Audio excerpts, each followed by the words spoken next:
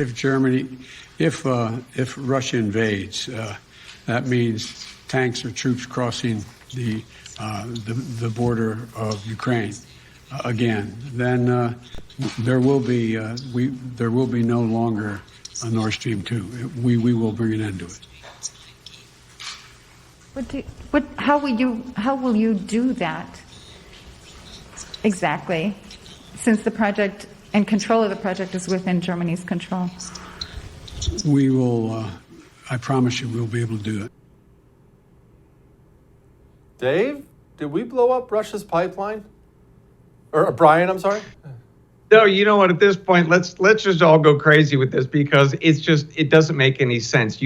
So if we saw a body lying in the street and we knew that somebody was like, yeah, I want to kill that person at some point, we'd probably be like, hey, we should talk to that guy who just said he wanted to kill the gal. So yeah, I think everybody is reasonably saying to our dear friend, Mr. Biden, and some others in his administration, hey, you guys talked about blowing this up or destroying it, otherwise taking it completely offline, irrespective of what anybody else wanted. We should probably talk to you about that.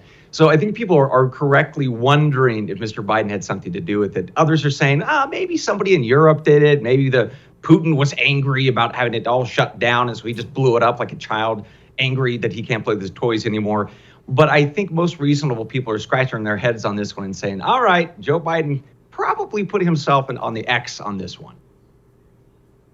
Okay, Brian, I don't want to speak out of turn. You were the CIA ops guy. I was just a young, very stupid, very average Marine. But when I saw where the sabotage took place, as people just saw in that video, it did occur to me that would take more than, I don't know, me with a handful of M80 firecrackers to cause an explosion like that in the depths of the sea.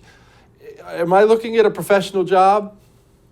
Yep, you sure are. So what we know from seismologists out of Sweden and Denmark and other places who are now saying very, very clearly that this wasn't some ship's anchor that accidentally got drug in the ground, or perhaps an earthquake that busted the pipes or dumped a bunch of rocks on top of it. They're showing that these were, in fact, explosions. These were explosive devices that occurred above these pipelines, which, by the way, are very thick, full of steel, plus wrapped in cement. So these things are made to get bumped around, but not explode in the ways that these have. So this is absolutely a professional job done almost certainly by a nation state. We'll see, but it was definitely not some anchor that was accidentally drug in these pipes. Somebody did this on purpose. Okay, let's set aside Joe and his national security threat status for a moment. What would Russia's motivation be to do it themselves? I mean, like you mocked earlier, Putin's not going to get mad and blow up his own pipeline, right? Or is he?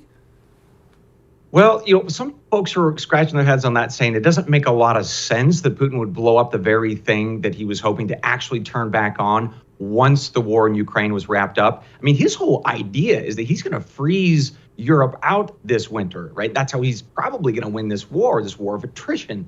So he wants to be able to turn those things back on once he wins and sell energy to Europe. So whoever blew this up didn't want peace to happen. He wanted to make sure, or she wanted to make sure, that Europe doesn't have the ability to lean or have an incentive to turn those spigots back on. They can't now. That's done. That's over. So it doesn't make a ton of sense that Putin would do this. But then again, we're dealing with a very strange time and people having very strange motivations to do weird things. So it's not out of the absolute realm of possible. It just doesn't make a ton of sense, especially since yesterday there was a big pipeline that was turned on between Norway and Poland. It was full of gas. So he actually would, if he was going to blow anything up, he would have blown the one up that was full and then caused even more energy crisis in Europe, not the one that is largely empty, his own. Don't miss Jesse Kelly Breaks History, The Forgotten Genocide, the first episode of a new series available now exclusively for First TV supporters. Visit the First TV app or thefirsttv.com to subscribe and start watching today.